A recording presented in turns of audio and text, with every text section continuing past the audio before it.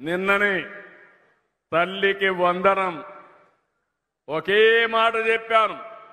ఎంతమంది పిల్లలుంటే అంతమందికి తల్లికి వందనం ఇస్తారని చెప్పా.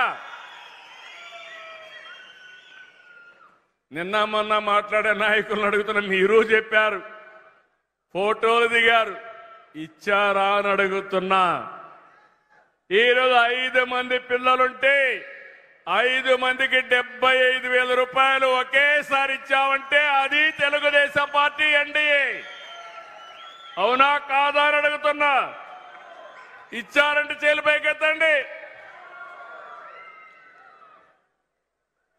అలాంటిది ఈరోజు మనం దగ్గర మీరు ఒకసారి చూస్తే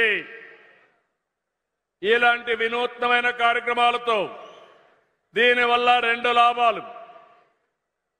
ఒక ఇంట్లో 3 పిల్లలుంటే ఒకరిని చదివిస్తే 2 పిల్లలు చిన్నబోతారు. ఏ తల్లికి ఆ కష్టం రాకూడదని మీ పిల్లల్ని చదివించే బాధ్యత మీ కుటుంబ పెద్దగా నేను తీసుకోవాలనే ఉద్దేశంతోనే ఎంతమంది పిల్లలుంటే అంతమందికి ఇస్తా, అది భవిష్యత్తులో కూడా ఇస్తారని మరొక్కసారి హామీ ఇస్తున్నా. దీనివల్ల 2 లాభాలు ఉంటాయి. ఒకటి, పిల్లల్ని బాగా చదివిస్తారు. రెండోది, రాబోయే రోజుల్లో జనాభా తగ్గిపోతా ఉంది. పిల్లలు పెంచడం కూడా భారం అవుతుంది. దీనివల్ల జనాభా కూడా మేనేజ్మెంట్ అవుతుంది.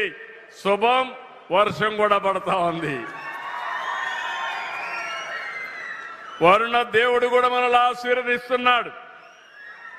1వ తరగతికి ఇంకా ఇవ్వలేదు, తొందరలోనే అడ్మిషన్స్ అవుతున్న వాళ్లకు ఇస్తాం. 11వ తరగతికి ఇంకా ఇవ్వలేదు, అడ్మిషన్స్ అవుతానే వాళ్ళకు కూడా ఇస్తారని మీ అందరికీ హామీ ఇస్తున్నా.